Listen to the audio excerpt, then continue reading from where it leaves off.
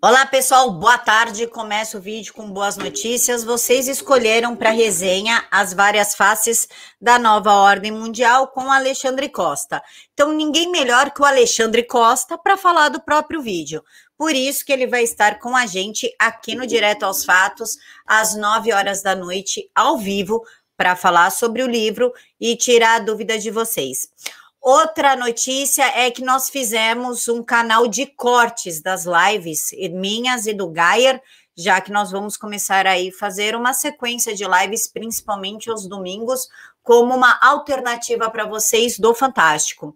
Então, eu vou deixar o link do canal novo aqui embaixo, chama Cortes Direto aos Fatos Cortes, uma ordem assim, e aí vocês se inscrevam lá se não quiserem, por exemplo, perdeu a live toda, mas não quer assistir uma hora, não tem tempo de assistir, vê pelos cortes, que é mais fácil. E eu quero começar o vídeo com um meme que eu achei muito engraçado, já para a gente começar rindo. Tenho depressão, desordem de ansiedade, estou confuso sobre o meu gênero. Estou desempregado e com dívidas.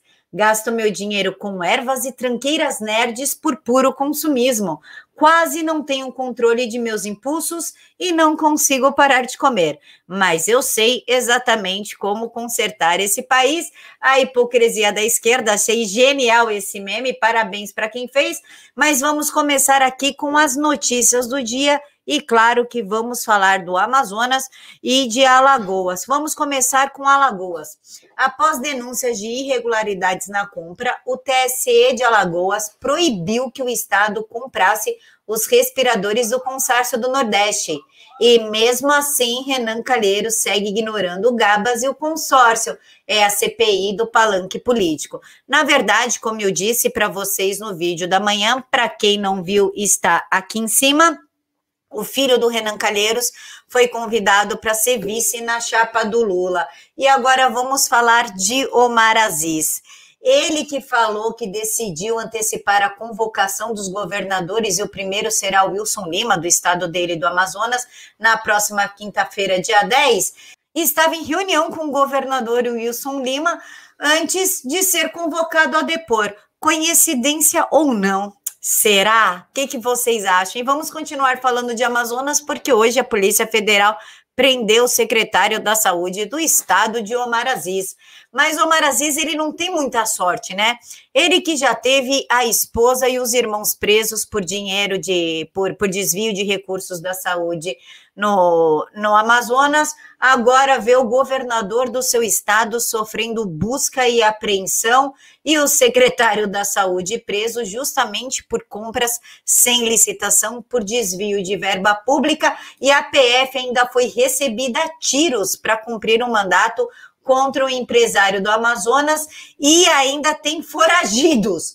Pelo amor de Deus, Omar Aziz, esquece um pouquinho a sua sanha de querer prejudicar o presidente Bolsonaro, de querer criminalizar o governo Bolsonaro e até uma tentativa inócua de torná-lo inelegível, e foca um pouquinho no seu estado, porque olha, o negócio aí tá feio. Mas a gente também tem que falar do Otto Alencar. Por que ele não fala nada da Bahia? Ele não toca no assunto de Rui Costa, ele enaltece Rui Costa, se acha o cara, porque ele deu um jeito de empregar a familhinha dele no Tribunal de Contas do Estado. Filha de Otto Alencar é nomeada para gabinete de Gildásio Penedo no Tribunal de Contas do Estado. Isso, claro, é de 2019, inclusive foi publicado no dia 7 de janeiro de 2019, como diz aqui a matéria, só que não foi só a filha dele que ganhou um carguinho, não. Além da filha dele nomeada, né, Isadora Félix de Alencar, ele conseguiu nomear uma sobrinha dele. O TSE já tinha nomeado uma sobrinha de Otto Alencar, Roberta de Alencar Santana Penedo, que estranhamente é esposa do Gildásio, o conselheiro do Tribunal de Contas do Estado. Ah, gente, quanta coincidência! E vamos falar então do presidente Bolsonaro, que foi sincero ao chamar o Omar Aziz e o Renan Calheiros de patifão, e eles sentiram tanto, mas sentiram aqui, ó, no coração, as frases do presidente Bolsonaro, que eles interromperam ali o depoimento da médica Luana para falar que pode me xingar, pode me criticar, eu não ligo, tanto que liga que interrompeu a CPI. Mas uma coisa chama atenção no depoimento dessa médica aí, dessa Luana, é que ela não faz parte do governo, ela sequer chegou a ser nomeada. Então, causa um pouco de estranheza ela ter sido convocada. Mas prestem atenção como ela foi tratada pelos senadores e como a Nise e a Mayra foram tratadas. Sabe o que isso significa? Que essa CPI tem lado, que essa CPI é política e que eles não estão nem aí para descobrir quem fez o quê. O que eles querem mesmo é simplesmente derrubar o governo Bolsonaro e pronto. E por falar em CPI, vocês sabem da convocação de dos governadores? Que inclusive o Omar Aziz está falando que vai chamar para quinta-feira, dia 10, o Wilson Lima, levando em conta que o Wilson Lima se reuniu com o Omar Aziz já, é que o Supremo Tribunal Federal, a Rosa Weber, deu 5 dias para que a CPI explique a convocação dos governadores. E aí, o que acontece quando o medo aperta? Quando o medo aperta, a gente recorre para todo mundo. Inclusive, foram 18 governadores que recorreram à STF, né, o pai dos frascos e comprimidos, que foi o governador do Distrito Federal, Alagoas, o filho de Renan Calheiros, Amazonas, os amiguinhos do Omar Aziz, Amapá, do Randolfo Rodrigues, Bahia, de Otto Alencar, Espírito Santo, Goiás, Maranhão, Pará, Pernambuco, Piauí, Rio de Janeiro, Rio Grande do Sul, que é Eduardo Leite, Rondônia, Santa Catarina, São Paulo, Sergipe e Tocantins. Agora me tire uma dúvida, João Dória. João Dória, você que disse que não tem medo de ir na CPI e que se fosse falaria tantas verdades que deixaria o governo federal no chão e mostraria a todos o que realmente aconteceu durante a pandemia, só que o seu nome sequer foi citado entre as convocações, recorreu para quê? Correu para o Supremo Tribunal. Por quê? O que você está sabendo que nós não estamos e por que o medo? Por que você não quer mostrar ao mundo o que o governo Bolsonaro fez? Inclusive, esses 18 governadores pediram que o Supremo Tribunal Federal fixe uma regra para que seja proibido chamar governadores para comissões parlamentares de inquéritos no Senado. E aí, vocês acham que eles estão com medo? Vocês acham que eles têm muitas coisas a esconderem? O que será que eles fizeram com essas compras sem licitações? E por falar ainda em Supremo Tribunal Federal e os absurdos que nós estamos vendo, o Fachin quer urgência em ação para obrigar Bolsonaro a usar máscara. E, inclusive, ele deu 5 dias para o presidente Bolsonaro dizer por que não usa máscara. É absurdo ou não? O que vocês acham do Supremo Tribunal Federal querer decidir, inclusive, o que o presidente Bolsonaro faz? Se eles têm poder em fazer isso com o chefe maior da nação, o chefe do executivo, o presidente da República, o que dirá que eles não podem fazer com as nossas vidas? E por falar em nossas vidas, o PT está muito bem protegido pela Justiça Eleitoral de Goiás, que proibiu carros de som com propagandas contrárias ao PT andarem pelas ruas de Goiás, falando a verdade a respeito do pior governo já visto na história do Brasil. O juiz que decidiu isso é o juiz eleitoral Tiago Soares Castelhano Lucena de Castro, e ele alega que o fato é ofensivo à reputação da agremiação política com finalidade de propaganda eleitoral. Senhor juiz, ofensiva a escalada do PT, ofensivo foi o governo do PT, foram os roubos, os desvios e a corrupção.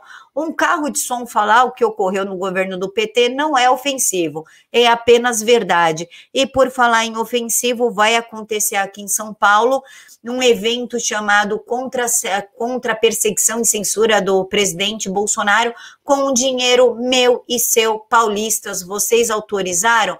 Eu não autorizei, mas eles querem pegar, inclusive a vereadora Sonaira está tentando barrar este evento.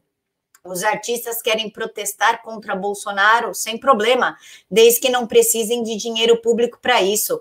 São tão engajados e preocupados com o Brasil, por que não protestam de graça? Inclusive, a contratação de artistas não depende de licitação, tá? Porque eles são uma classe superior a nós. né, ao resto do mundo, são os artistas. Acima deles, somente os iluministros do Supremo Tribunal Federal. Então, eles podem receber o dinheiro público sem dar maiores satisfações. O município de São Paulo quer promover um ato político chamado Festival contra a Censura do Governo Jair Bolsonaro, que pretende reunir artistas chorões e contra a censura imaginária do governo federal. Quem é mesmo que está peitando as Big Techs no Brasil? Nós ingressamos com uma ação popular pela suspensão de verbas públicas para esse festival, que custará R$100 mil aos cofres públicos no momento em que nós nos recuperamos do desastre econômico que foi a quarentena causada pela China. O juiz José E. Cordeiro negou o nosso pedido porque não viu provas de que o evento tem finalidade política. Os organizadores deveriam ter escolhido o nome mais explícito, talvez Festival Artistas que não gostam do Bolsonaro e querem ser pagos com dinheiro público para atacá-lo. Enquanto nós estamos aí à míngua, sem atendimento, sem saúde, sem meios de nos sustentar, com comércios falindo, inclusive antes, né, do Bruno Covas, que Deus o tenha, sair da prefeitura, ele lacrou porta de comércio, despejou pessoas, fez o diabo a quatro para economizar dinheiro. E aí vai R$1.200.000 para artistas. Eu quero sim uma posição séria da Câmara dos Vereadores, porque o meu dinheiro não é para isso não. Dá R$100 mil para as famílias que estão desesperadas, sem alimentação, sem saúde, com os filhos dentro de casa, tendo quanto muito pão e água para comer quando tem nas favelas aqui de São Paulo, tá? E vamos falar um pouquinho sobre Joe Biden.